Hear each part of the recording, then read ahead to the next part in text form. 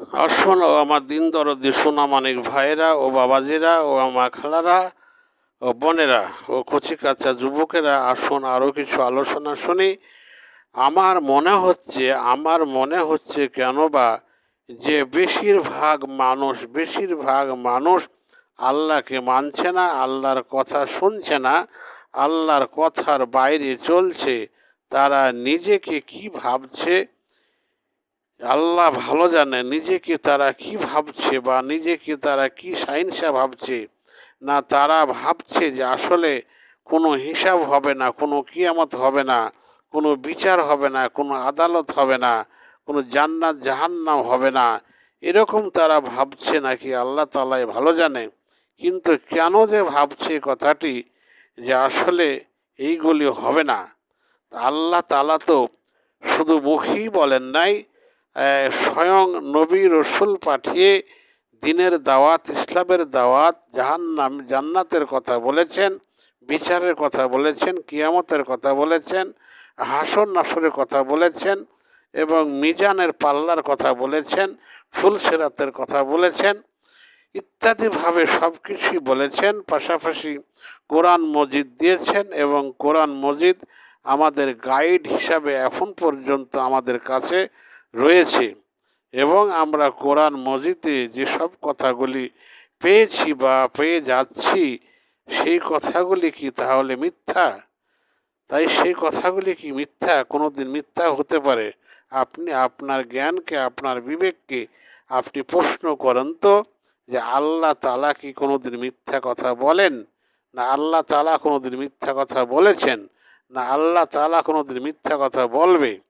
তাহলে যদি আল্লাহ তাআলা আপনি স্বীকার করেন যে না, আল্লাহ তাআলা মিথ্যা কথা বলবেন না বা বলেন না বা বলেননি, তাহলে এই কোরআন মজিদে যতগুলি কথা, যতগুলো উপদেশ, যতগুলো হুকুম রয়েছে, যতগুলো আল্লাহ তাআলা বাতলে দিয়েছেন সব কিছু ভালো মন্দ, তাহলে আমাদেরকে এই কথাগুলো যদি সত্যি সত্যি মানি, স্বীকার করি যে না আসলে আল্লাহ তাআলা যেটা বলেছেন সঠিক কথাই বলেছেন, তো সঠিক কথা যদি আমরা মানতে পারি, তাহলে আমাদের ভিতরে যেন অবশ্যই ভয়ভীতি আসে এবং আল্লাহকে আমরা ভয় করি, কিয়ামতকে ভয় করি, হাসর নাসর ভয় করি, হিসাব নিকাশ ভয় করি এবং জাহান্নামকে ভয় করি, ফুলসিরাতকে ভয় করি।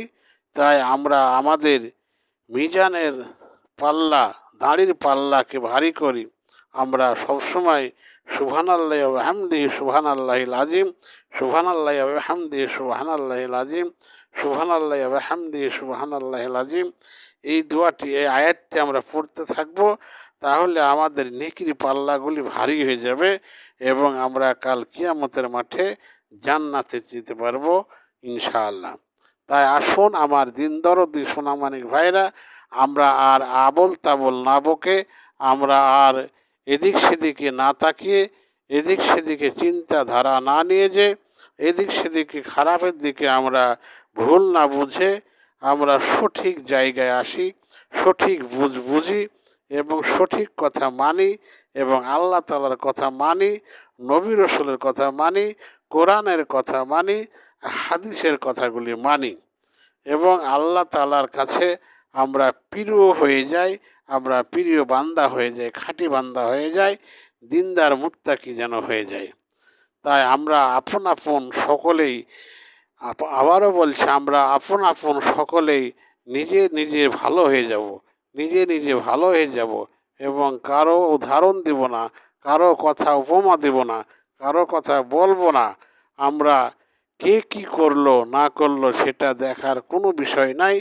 বিষয় হচ্ছে আমরা নিজেরাই সঠিক পথে থাকব, নিজেরাই ভালো থাকব, নিজেরাই ভালো কথা বলবো, ভালোভাবে চলবো, নিজেরাই আমল বেশি বেশি করব এবং মুত্তাকি হয়ে যাব এবং আল্লাহ তাআলার আমরা বন্ধু হয়ে যাব। আল্লাহ তাআলা যদি বন্ধু হয়ে যেতে পারি, তাহলে আল্লাহ তাআলা আমাদেরকে জান্নাত দান করবেন। বলেন আলহামদুলিল্লাহ, সুবহানাল্লাহ। এবং আমার বিশ্ব নবীকে আমরা বেশি বেশি মহব্বত করব এবং বিশ্ব নবীর যেন সাফায়াত কাল কিয়ামতের মাঠে আমরা পেয়ে যাই সেই চেষ্টা বেশি করব। সাফায়াত যদি পেয়ে যায় আল্লাহ তাআলার হস্তে আমরা, আল্লাহ তাআলা আমাদেরকে রহমত দিয়ে জান্নাত দান করবেন। সকলে বলেন আল্লাহুম্মা আমিন। আসসালামু আলাইকুম ওয়া রাহমাতুল্লাহি ওয়া বারাকাতুহু।